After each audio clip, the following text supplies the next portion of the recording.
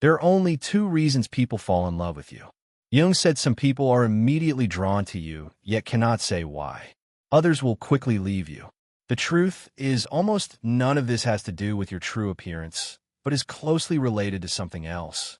This is the truth Carl Jung spent his life trying to reveal to the world. Once you see it, you won't take others' affection or rejection so personally, and you'll begin to understand the real reasons people are attracted to you and why some loves are so intense they feel like fate and nearly overwhelm you. But don't rush to conclusions.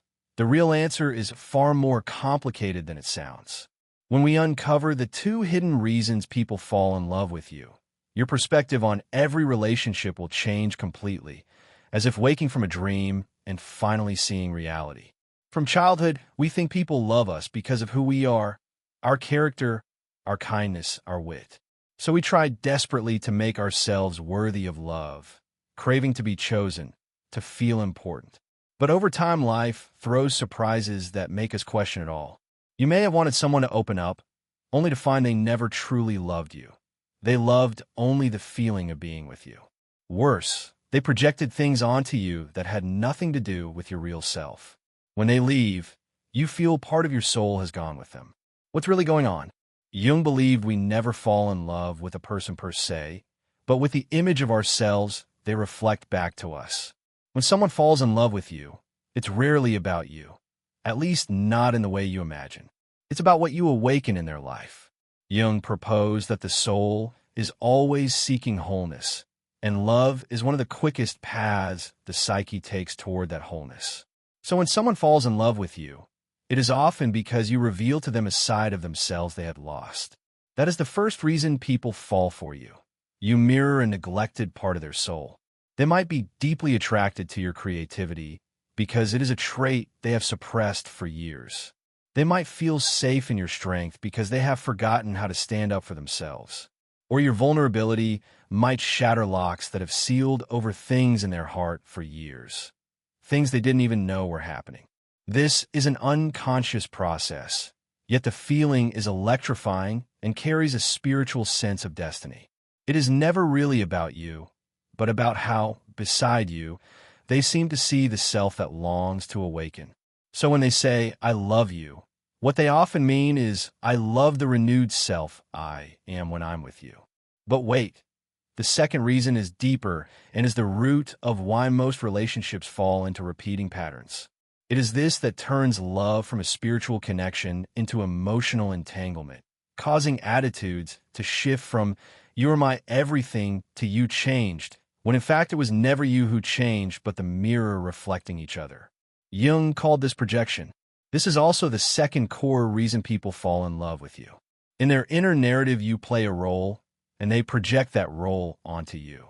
Everyone carries an unconscious template inside, a blueprint of feelings formed by childhood wounds, unmet needs, and denied fragments of the self. When they meet you, they don't truly see you. They see a screen on which they project a role, an ideal partner, a savior, a muse, a soulmate, a father, a mother, or an unattainable fantasy. At first, it all felt enchantingly like magic, with the illusion of destiny. Their inner script had finally found a matching actor. But as you increasingly live your true self, their fantasy begins to crumble. You start saying no, you set your boundaries, you keep growing, and suddenly you're no longer the person they imagined. You never betrayed them. Their projections simply can no longer lodge in you.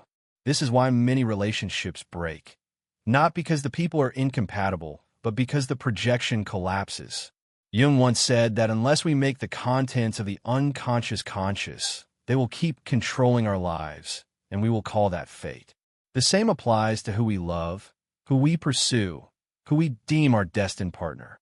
Much of it is not a meeting of souls, but a repetition of emotions. Sometimes people fall in love with you not because of who you are, but because you resemble someone they cannot get back. You reflect the parent whose approval they crave, or the partner who once hurt them, or even the version of themselves they secretly want to save. Once you stop playing that role, once you choose authenticity over catering to a fantasy, many will walk away. But it's not your fault. You simply cease to be the object onto whom they projected love. That is painful, but it is also a liberation. Because when you fully see this, you no longer perform grief on purpose. You no longer compromise yourself to remain inside someone else's fantasy. You choose truth over others' approval. And only when the projection disappears can true love begin. Yet few mention another truth. You are not only the recipient of projections, you also project. The person you fall for is equally a reflection of others, not necessarily their true self. Now, let us ask ourselves a few sharp questions. Why did you fall in love with that person? How much of that love truly concerns them? The answers may surprise you. Now turn the mirror toward yourself. That is the real core of this journey. We like to believe our feelings are pure, that we fall for someone because they are kind, charming, funny, spiritually deep. But beneath those surface reasons stir old emotional scripts that silently control everything. Carl Jung called these anima and animus. Regardless of gender, each of us harbors archetypal inner feminine and inner masculine aspects. Often, we don't fall for a person so much as for what we project onto them. Our anima and animus are the idealized, forgotten parts of ourselves. You may think you love him because he is graceful, gentle, and intuitively sensitive, but that may be your own inner feminine, your suppressed sensitivity, creativity, and yearning to follow your impulses. You may think you're drawn to her because he is strong, steady, and protective, but that may be your own inner masculine, the decisiveness, leadership, and capacity for action you've long disavowed. So when you see in another the parts you lack, you feel whole, instantly. But it is ultimately an illusion, a borrowed wholeness. The truth is that what you love is not them, but those fragments of yourself that have been waiting for you to reclaim them. That is why first love often feels like a spiritual awakening. It truly awakens something, but the energy doesn't come from the other person. It comes from the deeper self you enliven in the relationship. This also explains why that feeling of exhilaration fades over time, that it's not that the relationship failed, but that the projection completed its mission. It made you see the sleeping parts of yourself. At that moment, you had two choices.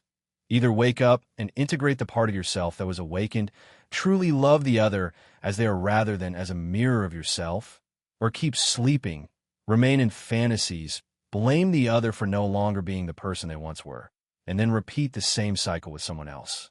Jung once said that the meeting of two souls is like the contact of two chemicals. Once a reaction occurs, both sides change. That change will either free you from the prison of projection or keep you trapped in it. The choice is yours. Few people ask this question. What if the person you have been searching for is actually the person you need to become? This is the spiritual truth most people overlook. The one who can make you whole is never outside. They wait in your own heart to be remembered, claimed, and lived.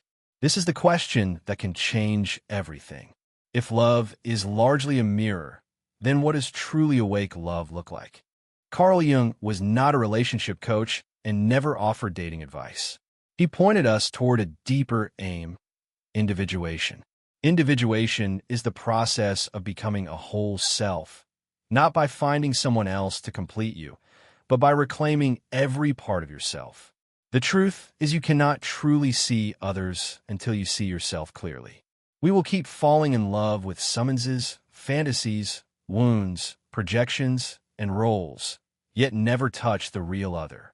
Only when you begin to explore inwardly, integrate your shadow, and balance your inner masculine and feminine will love shift from a tool to fill a void into mutual nourishment between two whole souls.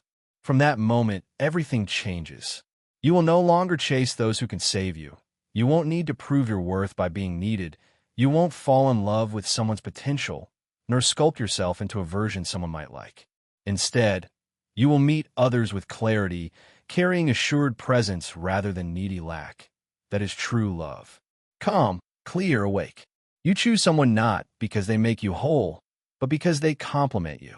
Because you respect their life path, value their uniqueness, and are no longer afraid to let others see your true self. In Jungian terms, This is when you achieve inner integration. Your anima and animus no longer oppose each other or crave outwardly, but reach balance. Reason and feeling coexist, shadow and light symbiotically present. When you reach this state, meeting a soulmate won't be filled with theatrical entanglements, but will bring a sense of home. This doesn't mean the relationship will be flawless, but that it is alive and rooted in reality. You love not the reflection of yourself in the other, but the other themselves. Perhaps for the first time, the other loves you too. Not the imagined you, not the you they needed as a fantasy, but the real you with flaws, fears, dreams, and depth. This is the love Jung described after awakening. It is no longer the hormone-driven thrill of projection, but a quiet revolution of two whole souls choosing to walk side by side. They no longer try to complete each other, but grow together. If these words resonate with you, consider sharing them with others on a similar path. If you have already embarked on the journey of healing, integration, and awakening, silently repeat the word integration in your heart. Let us together build a clear and upright space. Remember, love is never about being needed. It is about being seen completely, clearly, and genuinely. Only when you are seen like that does true love begin.